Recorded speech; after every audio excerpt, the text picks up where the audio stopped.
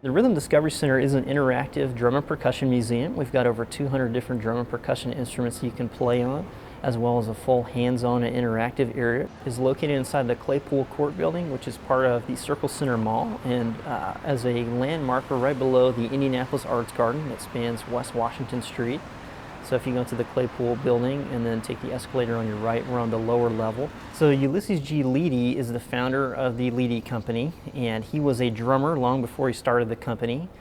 He was a vaudeville performer that traveled all over the Midwest. He's originally from Ohio, and then he ended up playing a lot of performances in Indianapolis when the vaudeville circuit was really big here, and decided he liked it and decided to stay.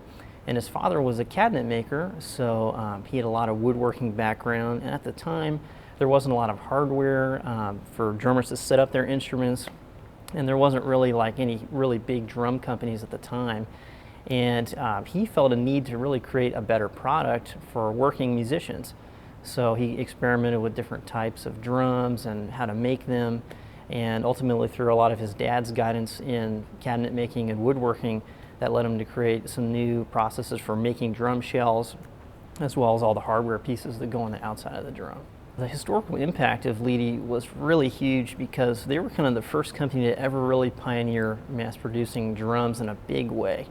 And they took drums really from, that hadn't really changed as far as design, probably for a couple hundred years. I mean, the style of drums that were evident in the Civil War and the Revolutionary War were really about the same. And he kind of took it into a more modern age where we can actually have a lot more control of how we tune our drums and how they're set up, so we can get it at a good angle for playing the drums. And then as the time developed, he invented a lot of other different hardware. So, you know, we really learned a lot about him, you know, that he was really a true drummer. I mean, he loved teaching, he loved performing, he loved creating the instruments. So there was a lot of passion and really good energy in that factory. I think that really produced some incredible instruments. One of the things that we really try to do at Rhythm is connect to the community.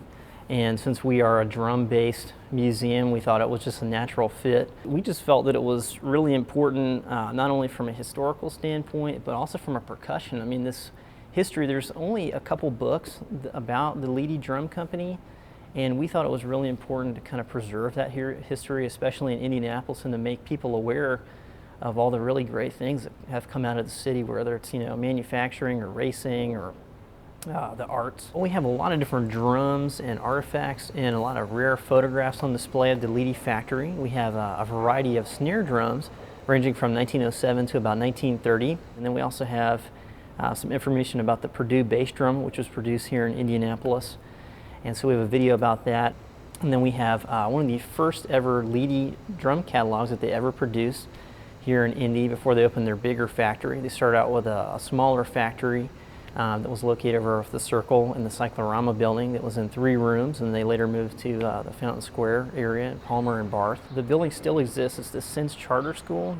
It took a lot of work to find a lot of information since it was so rare. We have a pretty extensive archive of a lot of old catalogs and information, so we were able to find some information from the mid-20s about the exhibit, but as far as going from 1895, kind of the inception of the company, to about the early 20s, really took a lot of work. So we had some great help from the Historical Society and from Harry Kangany and a lot of the records that he has.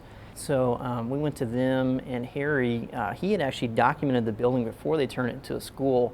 So he had, like, you know, he's like, okay, this is where the timpani room was, or this is where they built the snare drums, and had photos of it, you know, then with the guys working, and now totally vacant. And the building really had stayed a lot the same, but it really it took reaching out to family members and looking through old catalogs and talking to a couple people in the drum world that had compiled some history and, like I said, had written some of the books that are out there. So we think it's, you know, it's really important to preserve that and show it to future generations. I'm a drummer myself, and a couple of the other people that worked on the exhibit together were drummers, and we thought, man, this would be really cool to put out there.